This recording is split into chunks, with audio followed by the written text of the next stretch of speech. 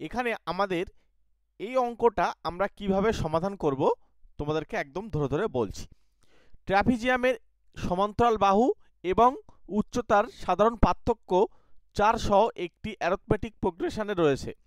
যদি উচ্চতা সর্বোচ্চ টার্ম হয় এবং ট্রাপিজিয়ামের ক্ষেত্রফল 160 একক বর্গ একক হয়, তবে ক্ষুদ্রতম সমান্তরাল বাহু এবং বৃহত্তম সমান্তরাল বাহুর দৈর্ঘ্যের অনুপাত কত হবে। দেখো, আমি এটাকে তোমাদেরকে একদম সহজভাবে কিভাবে করা যায় সেটা বলবো।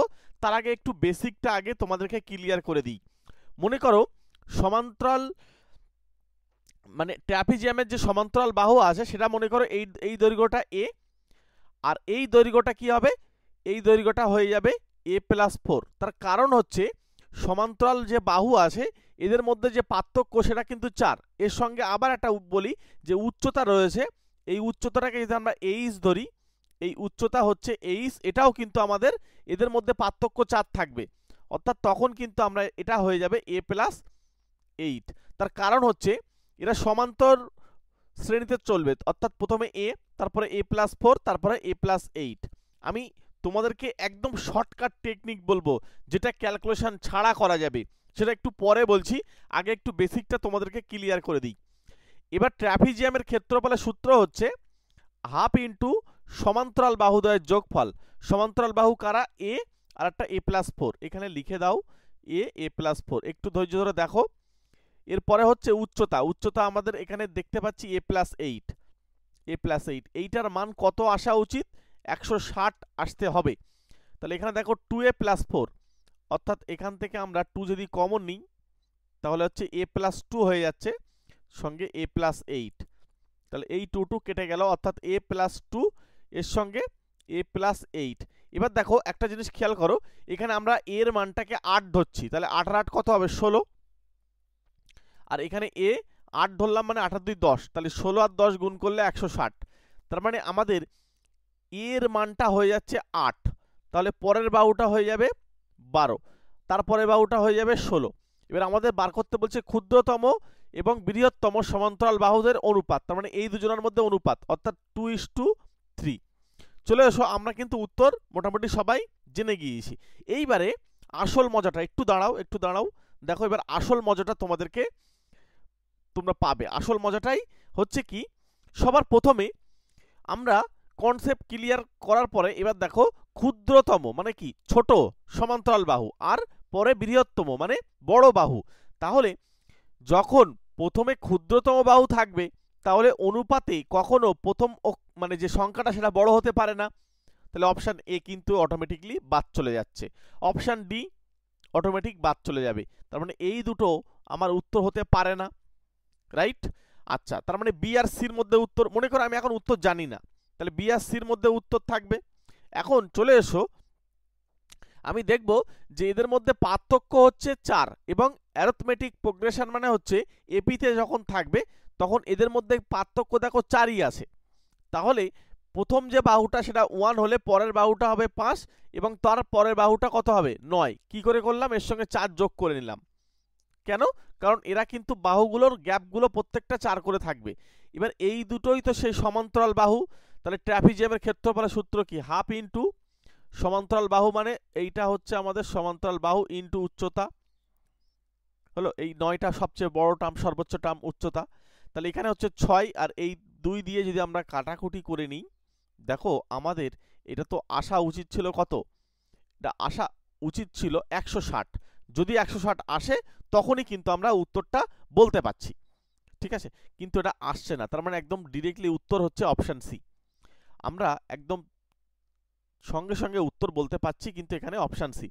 আর একটা কথা তোমাদেরকে বলে রাখি, যেহেতু এদের মধ্যে গ্যাপ কিন্তু 1, তাহলে তুমি একটু কাজ করে নাও, এদের মধ্যে গ্যাপটা যেহেতু 1 রয়েছে, এই গ্যাপটা যেহেতু আমাদের 4 আসবে, তাহলে আমরা 4 করে নেব। তাহলে 4 করতে গেলে আমাদের এটা 8 হবে, মানে 4 দিয়ে গুণ করে নিতে হবে যেহেতু 1 গ্যাপ, আর এটা হচ্ছে 3 এ 4 12, তাহলে পরের টার্মটা হবে 16। এবার দেখো এই দুজনকে যোগ করলে তার সঙ্গে এটা উচ্চতাটাকে অর্ধেক করে দেখো, এটা কিন্তু আমাদের এখানে হয়ে যাচ্ছে 20 ইন্টু, দেখো এটা দিয়ে কাটলে 10, 160 কিন্তু চলে আসছে। আমি তোমাদেরকে মেন যে বিষয়টা বোঝাতে চাইছি, সবার প্রথমে এই অনুপাত হতে পারে না, নিশ্চয়ই বুঝতে পেরেছো, এটাও হতে পারে না। এদের মধ্যে উত্তর হবে, এদের মধ্যে গ্যাপ যেহেতু 4, তাহলে সরাসরি আমরা ধরে নেব যে একটা বাহু 1, পরের বাহু 5, তারপরের বাহু 9 দিয়ে এদের ট্র্যাপিজিয়ামের ক্ষেত্রফলে সূত্র বার করবে, 160 আসছে কিনা চেক করে নেবে, আসছে না কেটে দাও, অপশান সিতে উত্তর রয়েছে। ঠিক আছে, আর যখন অপশান সি টেস্ট করবে তখন এদের মধ্যে আগে গ্যাপটাকে 4 করে নিতে হবে, কারণ এটা 1 রয়েছে, তখন এটা 8 করো, ইষ্ট হচ্ছে 12। ঠিক আছে, শর্টকাট টেকনিকের মাধ্যমে অঙ্ক করার জন্য আমরা তোমাদেরকে প্রতিনিয়ত ক্লাস দেব, এবং ক্লাস চলছে আমাদের, চলো তোমরা পুরো ক্লাসটা ধৈর্য ধরে দেখো। এছাড়া আরও বিভিন্ন টেকনিকের মাধ্যমে আমরা আরআরবি, এনটিপিসি এবং গ্রুপ ডি প্রত্যেকটা বিষয়ের প্রিভিয়াস ইয়ারের কিন্তু ক্লাস কিন্তু আমরা করছি। আজকে যেমন হচ্ছে আমাদের ম্যাথের ক্লাস হচ্ছে 42 নম্বর, মানে এর আগে আমাদের 41টা ম্যাথের ক্লাস রয়েছে, প্লেলিস্ট করা আছে। চলো পরের যে অঙ্কটা রয়েছে সেটা দেখো, এটাও আমরা কিন্তু টেকনিকের মাধ্যমে শিখব। ঠিক আছে, ওই জন্য বলছি তোমরা কিন্তু প্রথমে, আমি হয়তো তোমাদেরকে একটু বেসিকটা ক্লিয়ার করে দিই, তারপরে আবার অঙ্কের শর্টকাটটা বলি। তো এটা তোমাদেরকে একটি সমতল ভূমিতে দাঁড়িয়ে থাকা একটি টাওয়ারের ছায়া হচ্ছে 40√3 মিটার যখন সূর্যের উন্নতি কোণ 60 ডিগ্রি থেকে 30 ডিগ্রি হয়। তাহলে এখানে আমি যদি ছবিটার মাধ্যমে একটু কল্পনা করি, মনে করি এটা একটা টাওয়ার রয়েছে, এইটা মনে করো 60 ডিগ্রি কাছাকাছি হবে, আর এটা 30 ডিগ্রি, সূর্যের উন্নতি কোণ মানে এটা হচ্ছে 60 ডিগ্রি, তারপরে হচ্ছে এটা 30 ডিগ্রি। তাহলে এখানে কি বলছে, টাওয়ারের যে ছায়া দৈর্ঘ্য এত মিটার হয় যখন সূর্যের দৈর্ঘ্য মানে 60 থেকে 30 হয়, তার মানে দৈর্ঘ্যটা কি হবে, এখানে যে পরিমাণ বৃদ্ধি পাচ্ছে সেটা হচ্ছে আমাদের এই 40√3, এই যে এইটুকুর জন্য 40√3 থাকছে। তাহলে এখান থেকে এইটুকু যদি আমরা x হিসেবে ধরে নিই, উচ্চতাটা h, তাহলে এই সম্পর্ক অনুযায়ী একবার tan এর সূত্র পাবো, tan 60 ডিগ্রি লম্ব বাই ভূমি, তাহলে tan 60 ডিগ্রির মান √3, এটা একটা পাবো। আর একটা হচ্ছে পুরোটা দিয়ে যে tan 30 ডিগ্রি সমান হচ্ছে h বাই, আমরা এইভাবে করব না, আমি তোমাদেরকে জাস্ট একটু বোঝানোর জন্য বলে রাখছি। এখান থেকে একটা 1/√3 পাবো, এখান থেকে আমাদের দুজনের x এর মান তাড়িয়ে আমাদের h এর মান বার করে দিতে হবে, টাওয়ারের উচ্চতা। চলে এসো, আমরা এইভাবে করব না, জাস্ট তোমাদেরকে বেসিকটা একটু জানিয়ে রাখলাম, এইভাবে অঙ্ক করার দরকার নেই, যদি তোমাদের ভুলে যাও তখন এইভাবে করবে। কিন্তু আমরা এটাকে করার জন্য সরাসরি ডাইরেক্ট উচ্চতা বার করব। এদের মধ্যে যে গ্যাপ দেওয়া রয়েছে, এই যে গ্যাপটা বাই কটের মান, কট 60 ডিগ্রি লিখে ফেলো, কট 60 ডিগ্রি মাইনাস কট 30 ডিগ্রি। এবারে উপরে 40√3 আর কট 60 ডিগ্রির মান 1/√3 আর কট 30 ডিগ্রির মান শুধু √3, অবশ্যই এটাকে একটা মড দিতে হবে। তাহলে এখানে হচ্ছে 40√3 আর নিচে হয়ে যাবে, এটাই হচ্ছে উচ্চতা, হ্যাঁ একদম সরাসরি মনে রেখে দাও। এটা মড দিতে হয় এই কারণে, কারণ মাইনাস থাকলে এটাকে নেগলেক্ট করতে হবে। এটা দেখো √3 উপরে গেলে 2, মানে √3 ফ্রেশ 3 হয়ে যাবে, তাহলে উপরে হচ্ছে 1 - 3, তার মানে 2 হচ্ছে, তার মানে 2/√3। এবার দেখো এই √3টা আবার উপরে গিয়ে গুণ হয়ে যায়, তাহলে √3 গুণ করলে একটা ফ্রেশ 3 পাবো আমি, তাহলে 40-এর সঙ্গে একটা 3 গুণ আর নিচে হচ্ছে 2, তাহলে কাটলে হচ্ছে 20, তাহলে এটা হচ্ছে 60। তাহলে আমরা সরাসরি 60, অনেকে বলতে পারে এখানে তো মাইনাস ছিল, মাইনাস হবে না, কারণ এটা যখন আমাদের হচ্ছে 1 - 3 হচ্ছে বাই √3, নিচেই দেখো এখানে কিন্তু আমাদের হয়ে যাচ্ছে -2/√3, আমরা কিন্তু এই শুধু 2 লিখেছি এই জায়গায়, দেখো কারণ মড আছে, এই যে মডের কথা আছে। ঠিক আছে, এটার নিয়মটা তোমরা একটু মনে রেখে দাও। এই যে টাওয়ারের যে উচ্চতা হচ্ছে এই এ মানে হচ্ছে এদের মধ্যে যে ছায়ার দৈর্ঘ্য বৃদ্ধি পাবে বা হ্রাস পাবে যেটা বলবে সেটা সরাসরি এখানে লিখে দেবে, দিয়ে cot alpha minus cot beta, এদের মধ্যে কট আলফা দুটো বার করে দেবে, দিয়ে তাদের ডিফারেন্স করবে, উত্তর চলে আসবে। এই অঙ্কগুলো বিশেষ করে এনটিপিসি এবং গ্রুপ ডি এর জন্য কিন্তু ভীষণ গুরুত্বপূর্ণ, বারবার বলছি ভীষণ ভীষণ পরিমাণে গুরুত্বপূর্ণ, এবং তোমরা জাস্ট এইটুকু মনে রাখলেই কিন্তু অঙ্কটা করতে পারবে, আর এই মানগুলো তোমাদের কিন্তু মনে রাখতে হবে। ত্রিকোণমিতিটাকেও আমরা কিন্তু তোমাদেরকে শর্টকাট টেকনিকের মাধ্যমে শেখাচ্ছি। ঠিক আছে, যেটা করলাম আমরা এখানে সেই একই জিনিস এখানে কিন্তু ক্যালকুলেশন করবে, ওটা চলে আসবে। অপশান কিন্তু আমরা বিতে উত্তর পেয়ে যাচ্ছি। চলে এসো পরের কোশ্চেন। আমাদের স্পেশাল ব্যাচে যারা পড়বে মাত্র 499-এ 3 মাস পড়তে পারবে স্পেশালভাবে, চ্যাপ্টার ওয়াইজ শর্টকাট টেকনিকের মাধ্যমে ম্যাথ ক্লাস। আরআরবিকে যদি টার্গেট করে থাকো চলে এসো আমাদের স্পেশাল ব্যাচে, ঠিক আছে? আমরা এই ব্যাচটাতে অ্যারথমেটিক কমপ্লিট করে দেবো টোটাল 3 মাসে। এবং এছাড়া আমাদের রিজনিংয়ের জন্য ব্যাচ আসছে। তোমরা যারা রিজনিংয়ের জন্য ব্যাচ চাইছিলে অবশ্যই আমাদের সঙ্গে যোগাযোগ করে নিও। স্পেশালভাবে চ্যাপ্টার ওয়াইজ শর্টকাট টেকনিকের মাধ্যমে ম্যাথ এবং রিজনিং দুটোই কিন্তু আমরা তোমাদেরকে শেখাবো। মনে রাখবে ম্যাথের ব্যাচ আলাদা, রিজনিংয়ের ব্যাচ কিন্তু আলাদা, টোটাল কিন্তু দুটো আলাদা আলাদা পার্টে। যাদের যেটা সুবিধা হবে, মানে যাদের যেটা অ্যাকচুয়ালি উইক আছো সেই ব্যাচটাতে যুক্ত হতে পারো। পরে question, D square plus 1/d² is equals to 18।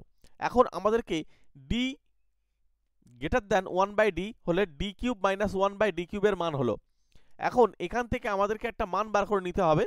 এটাকে আমরা ভাবছি ডি মাইনাস 1/d তাকে ঘিরে দিয়ে square plus 2 into D into 1/d, এটা হচ্ছে 18। কি করলাম আমরা, ডি মাইনাস 1/dটার মান মাইনাস পার্টটা বার করে রাখলাম। তাহলে আমাদের এখান থেকে আসছে ডি মাইনাস 1/d তাকে ঘিরে দিয়ে স্কোয়ার। এটা দেখো কেটে 2, এখানে 2টা ওপাশে পাঠিয়ে দাও, 2 যখন ওপাশে চলে যাবে বিয়োগ হয়ে যাবে 16 হলো। তার মানে ডি মাইনাস 1/d এই মানটা কিন্তু প্লাস মাইনাস √16, এর মানে কিন্তু প্লাস মাইনাস 4। তবে আমাদেরকে একটা জিনিস দেখতে হবে, এই মানটা 4 প্লাস মাইনাসের মধ্যে কোনটা নেব, তার জন্য এই একটা রাস্তা দেওয়া রয়েছে। ডি গ্রেটার দ্যান 1/d এর মানে হচ্ছে ডি মাইনাস 1/d, এটা অলওয়েজ গ্রেটার দ্যান 0, কারণ এখানে 1/dটা যদি আমরা দুপাশে মাইনাস দিয়ে বা এই পাশে যদি আমরা নিয়ে আসি, ঠিক আছে, এটা অ্যাকচুয়ালি দুই পাশে মাইনাস 1/d যোগ করতে হয়। তো যাই হোক, এইটার মানে হচ্ছে D minus 1/d greater than 0, তাই কিন্তু এখানে আমাদের প্লাস মাইনাস না দিয়ে শুধু প্লাস দেওয়া দরকার। ক্লিয়ার? তার মানে আমরা কি পেলাম, ডি মাইনাস 1/d এর মানটা হচ্ছে ডি মাইনাস 1/d এই মানটা হচ্ছে 4। তাহলে এইটা আমাদের বার করতে হবে। তাহলে হচ্ছে ডি মাইনাস 1/d তাকে ঘিরে দিয়ে কিউব, এখানে plus 3 into D into 1/d সঙ্গে ডি মাইনাস 1/d ফর্মুলা, এটা মান নির্ণয়ের ফর্মুলা। তাহলে এটা 4 এর কিউব প্লাস 3 ইন্টু এটা দিয়ে কাটো, তাহলে এটা হচ্ছে 4, 4 ষোলং 64 আর এটা হচ্ছে 12, 64 12 হচ্ছে 76। তাহলে এখানে আমাদের উত্তর হয়ে যাবে এই অপশান সিতে উত্তর। ক্লিয়ার হচ্ছে? চলো পরের কোশ্চেন দেখব। পরের কোশ্চেন কি বলছে, একটি নির্দিষ্ট বিলে 32%, দুটি পরপর 20% ছাড়ের কারণে বিক্রয় মূল্যের যে পার্থক্য হয় 25 টাকা।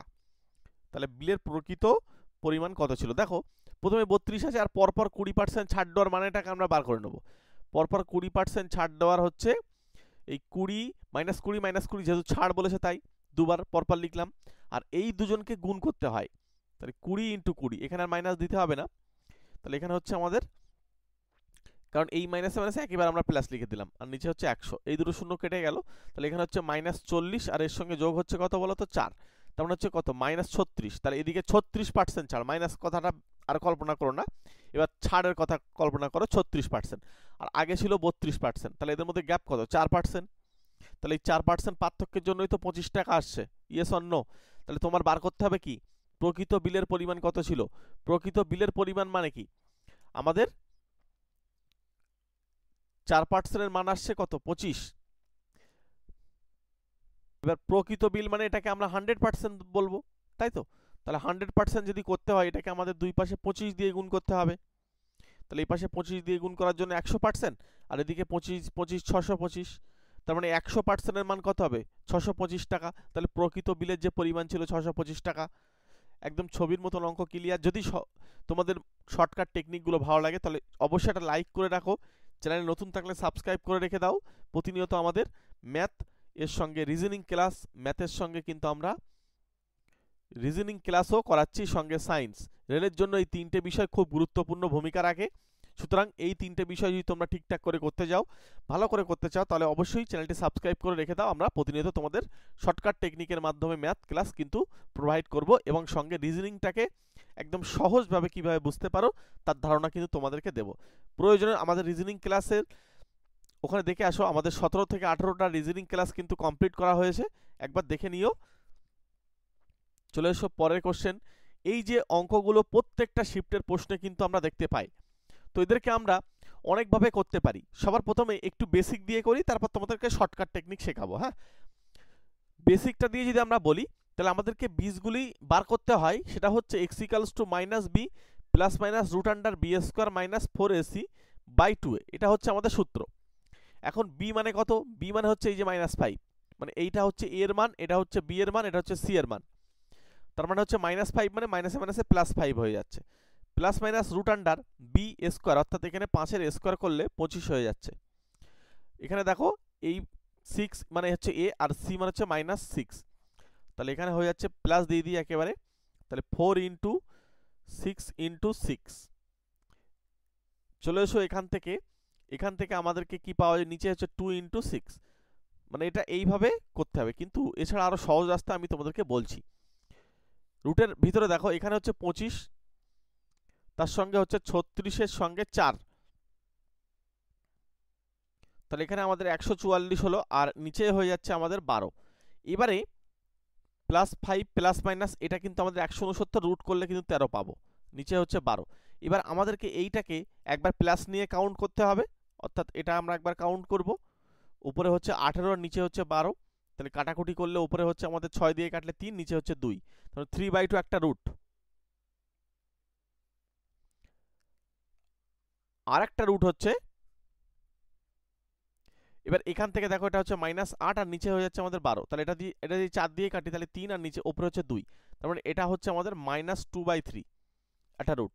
সেই উত্তর কোথায় পাচ্ছি? সেই উত্তর আমরা এই অপশন বি তে পেয়ে যাচ্ছি, তাই না? একটা হচ্ছে 2/3 আর একটা হচ্ছে 3/2।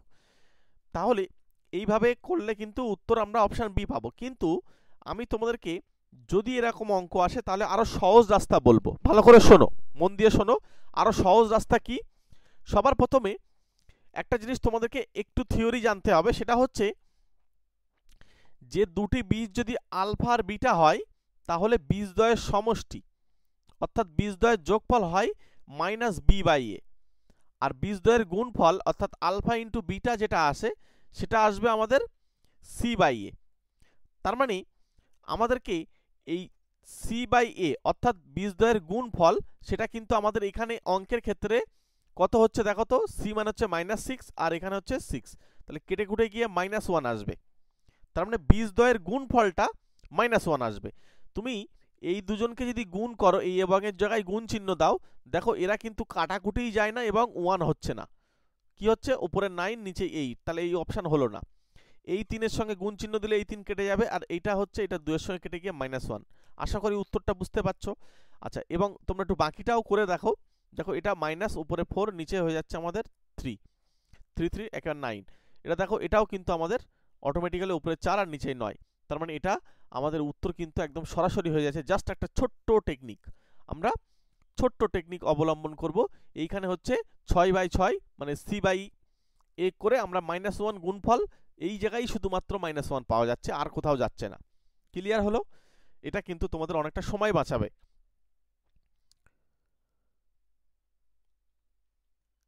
পরে কোশ্চেন, একদল মানুষের মধ্যে পুরুষ, মহিলা এবং শিশু রয়েছে, তাদের মধ্যে 40% পুরুষ, 35% মহিলা এবং বাকি রয়েছে শিশু। বাকি হচ্ছে তাহলে, এবং তাদের ওজনের যে গড় ওজন যথাক্রমে 70 কেজি, 60 কেজি আর 30 কেজি হলে তাদের দলের গড় ওজন কত?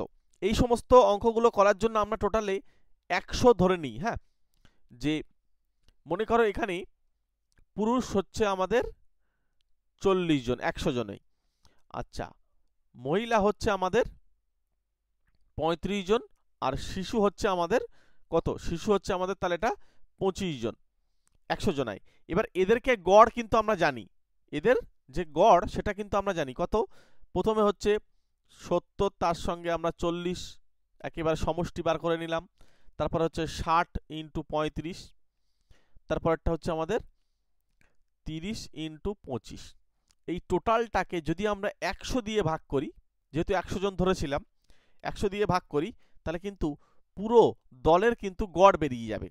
এবার মজার বিষয় হচ্ছে আমরা মনে মনে এই শূন্য এখান থেকে একটা কাটবো, এখান থেকে একটা কাটবো, এখান থেকে একটা কাটবো। এর কাটার মানেটা হচ্ছে উপরে 10 কমন নিয়ে নিচের সঙ্গে কেটে দিলাম। দেওয়ার পরে দেখতে পাচ্ছি আর একটা শূন্য কাটা যাচ্ছে না, তাই তো? তাহলে এইভাবে থাক, 4 × 7 = 28, তার মানে এইটা হলো 280 আর এইটা হচ্ছে আমাদেরকে 35 দুগুণ 70, মানে 3 7 21 210, আর এটা হচ্ছে 3 25 75, আর নিচেই দেখো আমাদের 10 আছে। চলো এবার আমাদেরকে উপরে কত হচ্ছে, উপরে যদি তোমরা এটাকে তিনজনকে যোগ করো 280 210 আর 75, তাহলে এটা হচ্ছে প্রথমে 5, এখানে দেখো 8 আর 8 16 6, তাহলে এখানে হয়ে যাবে আমাদের 4 আর 1 5, তার মানে পয়েন্ট একটা ঘর পরে হবে, তার মানে হচ্ছে 56.5, সেখানে এই উত্তর আমাদের অপশন ডি তে রয়েছে। ক্লিয়ার হচ্ছে? চলে এসো পরের কোশ্চেনে।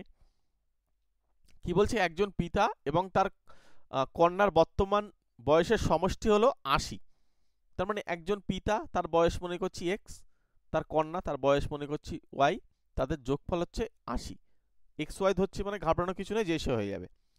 8 বছর আগে, তার মানে 8 বছর আগে মানে পিতার বয়সও 8 বছর পিছবে, কন্যার বয়সও কিন্তু 8 বছর পিছিয়ে যাবে। এবার বলছে মেয়ের বয়সের কত হবে 7 গুণ, তার মানে এর সঙ্গে 7 গুণের সঙ্গে সমান হবে 8 বছর আগে। এবার এখানে উপরের থেকে আমাদেরকে যেহেতু মেয়ের বয়সটা বার করতে বলছে, তাহলে এক্স এর মান মানে কি 80 মাইনাস ওয়াই, এখানে জাস্ট বসিয়ে দাও এক্স এর পরিবর্তে, যেই সে আনসার চলে আসবে। 80 minus Y minus 8 is equals to 7y minus হচ্ছে 27টা 56, তাহলে এদিকে আমাদের হচ্ছে মাইনাস ওয়াই, আর এটা হচ্ছে আমাদের 72, এই 72টা ওপাশে পাঠিয়ে দেবো, আর 7y এপাশে নিয়ে আসো, 56 মাইনাস 72, তার মানে এদিকে হচ্ছে আমাদের কত বলতো, এদিকে হচ্ছে মাইনাস 8y, আর এইদিকে হয়ে যাচ্ছে আমাদের 8 128, তার মানে মাইনাস দুপাশে ক্যান্সেল করে দাও, তার মানে ওয়াই এর মান হয়ে যাচ্ছে 16। এই যে ওয়াই এর মান 16, তাহলে বলছে মেয়ের বয়স কত, তার মানে মেয়ের বয়স কত সেটা আমাদের জিজ্ঞাসা করছে।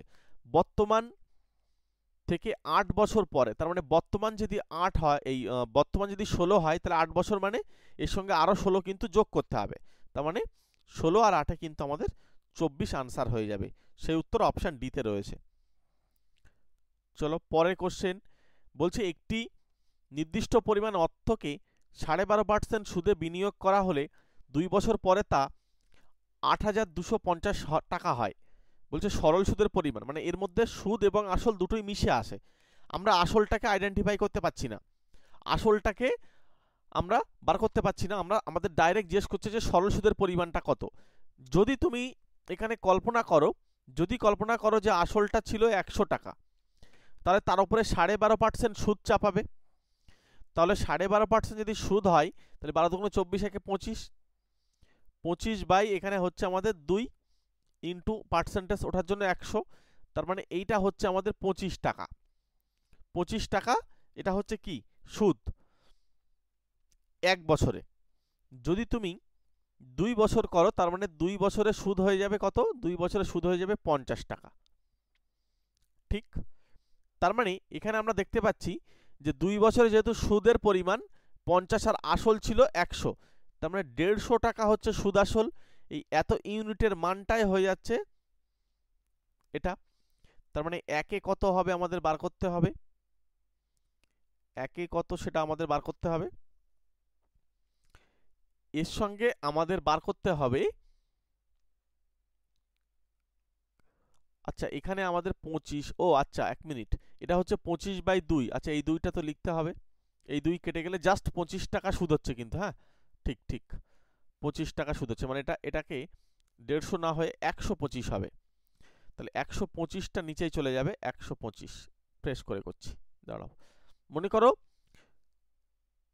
আসল হচ্ছে 100% ধরো, তাহলে সবচেয়ে ভালো হবে, তাহলে আসল যদি 100% হয়, তার মানে 12.5% সুদ, মানে এখানে 25/2 টাকা হবে, এত পার্সেন্ট হবে 1 বছরের সুদ, তাহলে 2 বছরের সুদ মানে হচ্ছে এর সঙ্গে 2 দিয়ে গুণ করলে 25% থাকবে, হ্যাঁ এই 25% সুদ হচ্ছে, তার মানে এই টোটাল 2 বছরে সুদ আর আসল মিলে হবে 125%, এই এত ইউনিটেরই মান হচ্ছে ওই 8250, তার মানে একে কত 1%-এ কত বার করে নাও, 8250 বাই হচ্ছে 125, আর 100%, আচ্ছা আমাদের বার করতে বলছে সরল সুদ, তার মানে 100% করার দরকার নেই, সরল সুদটা কত পার্সেন্ট, অ্যাকচুয়ালি সুদ তো 25%, তাহলে ডিরেক্টলি আমরা এখানে 25 ইউনিটের মান বার করে দেবো, 25% বার করে দেবো।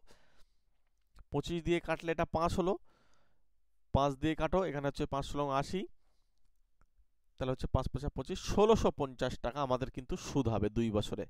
তাহলে এখানে উত্তর কিন্তু এই অপশান বিতে পেয়ে যাচ্ছি।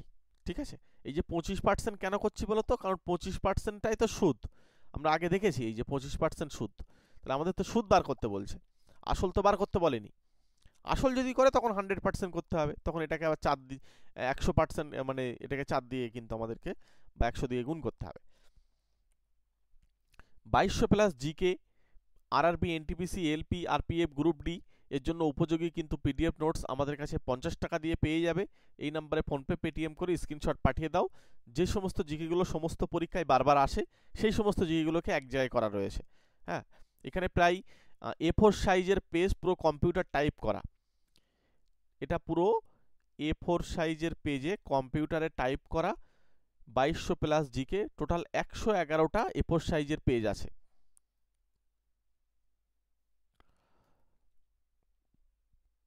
একটি গাড়ি 5 ঘন্টায় 275 কিমি পথ অতিক্রম করতে পারে। গাড়িটি গতি 5 কিমি পার ঘন্টা কমে গেলে গাড়িটি 250 কিলোমিটার দূরত্ব অতিক্রম করতে কত সময় নেবে? সবার প্রথমে এই 5 ঘন্টায় যায় এতটা, তাহলে 275 ডিভাইডেড বাই 5, এটাকে কাটাকুটি করে নিই, গতিবেগটা পেয়ে যাবো, ভেলোসিটি পেয়ে যাচ্ছি বা স্পিড পেয়ে যাচ্ছি, তোমরা স্পিড দিয়ে বুঝলে ভালো হয়। তাহলে এটা হচ্ছে 5 × 5 = 25, আবার এখানে 5 × 5 = 25, মানে 55। তার মানে 55 গতিবেগ ছিল, 5 কিমি কমে যাবে, তার মানে 50। তাহলে 50 দিয়ে যদি এই রাস্তাটা যাওয়া হয় তাহলে কতটা সময় লাগবে? তাহলে আমরা 250কে 50 দিয়ে ভাগ করব, তাহলে এটা দিয়ে কাটাকুটি করো 5, তার মানে এই 5 ঘন্টা আমাদের সময় লাগবে। একদম সহজ অঙ্ক। চলো পরের কোশ্চেন আবার আমাদেরকে কিন্তু দ্বিঘাত সমীকরণ থেকে অঙ্ক দিয়েছে, এদের রুট বা বীজের যে প্রকৃতি সেটা বার করতে বলছে।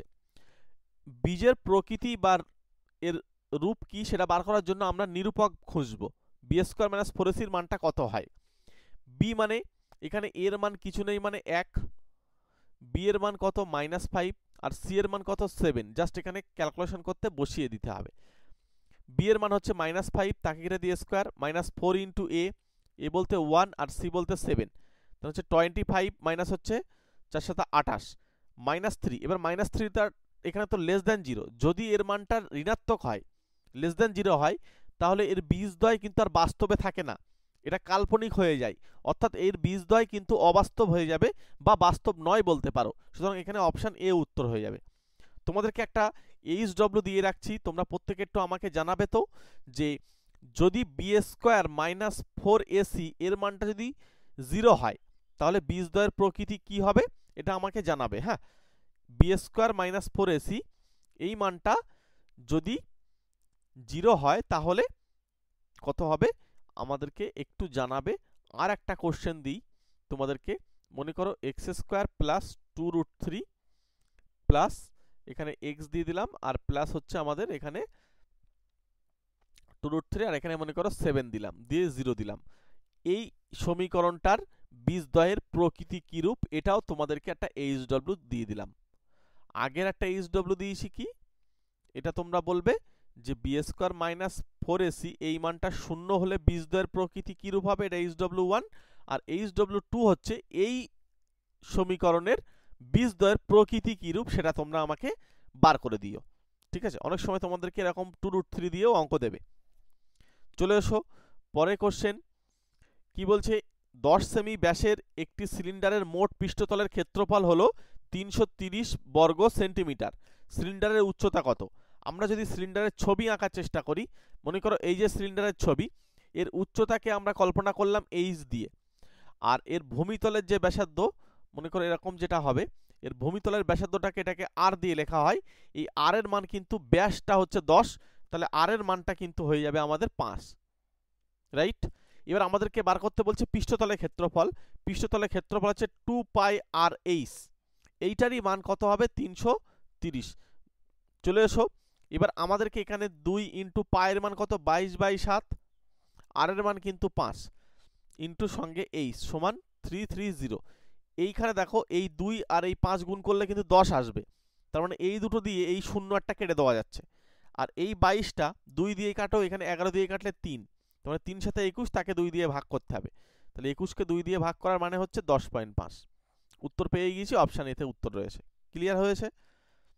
তোমরা একটা ছোট্ট লাইক করে রেখো, তোমাদের জন্য প্রতিনিয়ত ক্লাস করা হচ্ছে, তোমরা একটা ছোট্ট করে লাইক করে রাখো, চ্যানেলে নতুন থাকলে সাবস্ক্রাইব করে রেখে দিও, ঠিক আছে? এবং কমেন্ট করে জানিও যে ক্লাসগুলো কেমন লাগছে। চলে এসো, প্রথমে কি বলছে, রাজু এবং রমন 12 দিনে এবং 16 দিনে একটি কাজ সম্পূর্ণ করতে পারে। তাহলে একজন আছে রাজু আর একজন আছে রমন। এখন রাজু হচ্ছে 12 দিনে, রমন হচ্ছে কত 16 দিনে। তাহলে এদের মধ্যে এলসিএম জুড়ে দাও। এলসিএম কত 48, তাহলে এর এফিসিয়েন্সি কত 3, 4 12 48, আর এর এফিসিয়েন্সি হচ্ছে 3। তার মানে রাজু কিন্তু 4 ইউনিট করে কাজ করে আর রমন 3 ইউনিট করে কাজ করে। এবার যেহেতু রাজুকে দিয়ে শুরু করা হয়েছে, রাজুকে দিয়ে শুরু করে এবং সে বিকল্প দিনে কাজ করতে কত দিনে কাজটি শেষ হবে। আচ্ছা, তার মানে রাজু কিন্তু প্রথমে এসে কাজটা শুরু করবে, তারপরে কিন্তু অফ দেবে, কিন্তু সেই পরের দিনকে কিন্তু আবার রমন কিন্তু গিয়ে কাজ করবে। তার মানে এরা কিন্তু প্রথম দিনে এসে কাজ হবে, রাজু 4 ইউনিট কাজ করে বাড়ি চলে যাবে। পরের দিনকে রাজু কিন্তু অফ থাকবে, সে রমন কাজ করবে, সে 3 ইউনিট কাজ করবে। তার মানে টোটাল 2 দিন সময় লাগছে। খেয়াল করে দেখো, 2 দিনে তারা কিন্তু 7 ইউনিট পরিমাণ কাজ করবে। ক্লিয়ার? এখন এরকম কটা পিয়ার হবে? যেহেতু 7 ইউনিট করে কাজ করছে মানে এরকম টোটাল 6টা পিয়ার হবে। যদি 6টা পিয়ার হয় তাহলে কত আসবে বলতো? 6 × 7, তার মানে 6 7 42। এই 42 ইউনিট কাজ কিন্তু তারা কমপ্লিট করবে কত দিনে? 6টা পিয়ার মানে 6 × 12 দিনে। ক্লিয়ার হলো? চলে এসো এর সঙ্গে, 12 দিন কিন্তু আমাদের হয়ে গিয়েছে। এবার আমাদেরকে কাজ বাকি রয়েছে কত? 42। তাহলে এখান থেকে 42 বিয়োগ করলে কত হবে? 6 ইউনিট কাজ। এই 6 ইউনিট কাজটা মনে করো আবার প্রথম দিন চলে আসবে রাজু। এখন রাজু গিয়ে 6 ইউনিটের মধ্যে 4 ইউনিট কাজ একদিন করে শেষ করে চলে যাবে, কারণ রাজুর তো সমস্ত কাজটা করা সম্ভব না, কারণ রাজু 4 ইউনিট করে কাজ করতে পারে প্রতিদিন।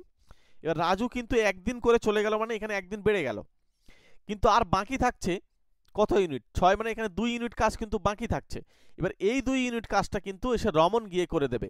রমন যখন করবে তার এফিসিয়েন্সি রয়েছে 3 ইউনিট, তাহলে 2/3। তাহলে আর কতদিন সময় লাগবে? এর সঙ্গে 2/3 সময় লাগবে। তাহলে 12 × 13, এই 13 পূর্ণ 2/3, অর্থাৎ সেই উত্তর আমরা অপশান এতে পেয়ে যাচ্ছি। খুব ভালো একটা অঙ্ক, এই সমস্ত অঙ্কগুলো পরীক্ষায় ভীষণ পরিমাণে আসে।